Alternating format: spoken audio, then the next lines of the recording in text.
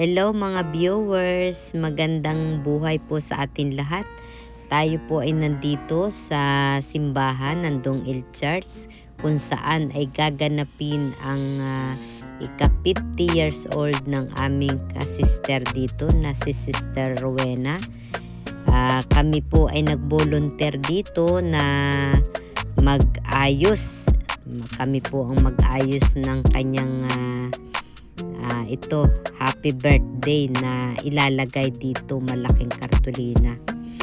Kami po ay bagamat busy po kami sa aming trabaho, pero nagbigay po kami ng time para makatulong sa kanya, para sa gaganapin niya na selebrasyon ay kami po ay nagkaisa na magtulong-tulong dito. Abangan nyo po ang part 2 dahil maano po ito, mahaba na selebrasyon. Ang kanyang pamilya po ay kasama din dito. Shout out sa aking mga kasama dito na nagtulong-tulong na sobra effort. Talagang kahit sila ay busy ay talagang nag-effort po na pumunta dito para maisagawa nga po itong pag-aayos dito sa simbahan. At dito kay Sister Rowena na magbe-birthday ng 50 years old ay talaga pong pinagpala na ni Lord dahil siya po nga ay 20 years na naglilingkod dito sa simbahan at talagang napaka-strong, napakalawak ng kanyang pangunawa sa bawat mga Pilipino dito na mga nakakasalamuha niya. Proud na proud ako sa iyo, Sister Weng. Idol na idol kita. At siyempre, bigyan ka pa ni Lord ng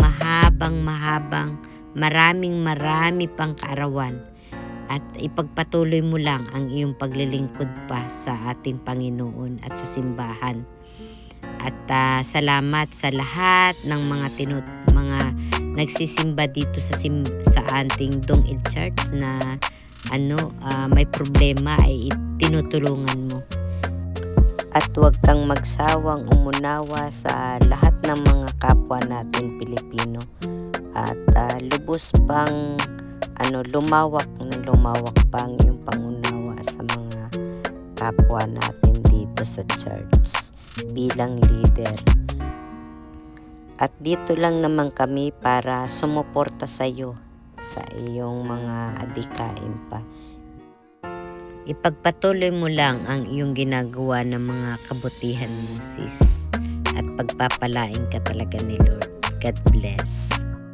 Shout out sa aking mga kasama siyempre na kasama-sama kami dito sa aming pagpreparasyon. Kay Michelle at sa kanyang asawa na napakasipag. At kay Ate Milit, kay Ate Betty, siyempre sa may kaarawan, kay Emily, kay Ginilyn, ayan. Kami po ay nagkasama-sama dito, napakasaya sa aming paggawa. At magkita-kita pong muli tayo ngayong part 2 sa gaganapin na kaarawan niya. Panoorin niyo po ang aking upload na part 2. Dahil ito po ay preparasyon pa lamang.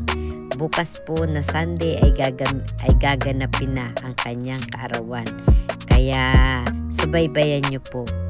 Maraming salamat po mga friends, mga viewers.